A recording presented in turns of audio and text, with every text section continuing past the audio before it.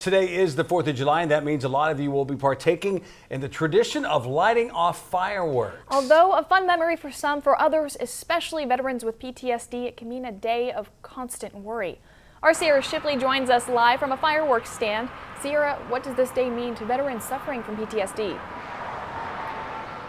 Joe, Andrea, when a veteran is sitting at home with PTSD this evening and they hear that loud boom and pop of a firework, that's really going to trigger some bad and painful memories. What's fun for you brings worry to others. The anger comes out in you, the frustration. The sound of fireworks can bring any veteran with PTSD back to their days in combat. Your survival time, just trying to survive, not knowing if you're going to survive or not. Serving in the Vietnam War for 2 years, when Johnson came back, he was eventually diagnosed with PTSD. They become very apprehensive this time of year.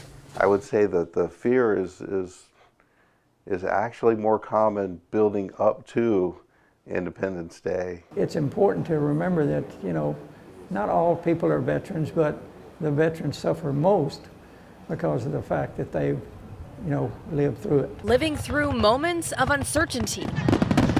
You have rocket attacks, you have mortar attacks, you're getting shot at all the time and not knowing if you're going to get hit. To cope, Johnson talks with other veterans living through his same issue. It helps to help both of you to wind down, to say, hey, we lived through it. They fought for our freedom, but for some, the fight has continued.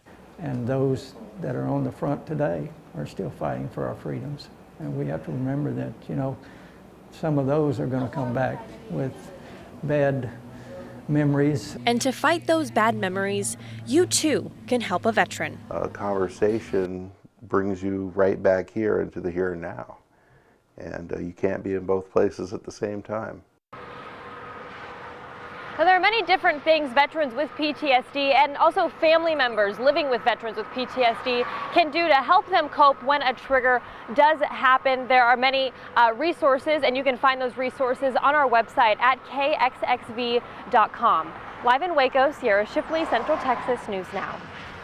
Thanks, Sierra. Along with being mindful of your neighbor's safety, we want you to keep yourself and your family safe as well this holiday. Yeah, dealing with fireworks can be dangerous. According to the State Fire Marshal's office, more than 9,000 people went to the emergency room with fireworks injuries last year. Children should not use fireworks. Make sure an adult is always watching. Remember, alcohol and fireworks are a bad mix. Follow the instructions on the fireworks and avoid shooting near dry grass, brush, or other materials that can easily catch on fire.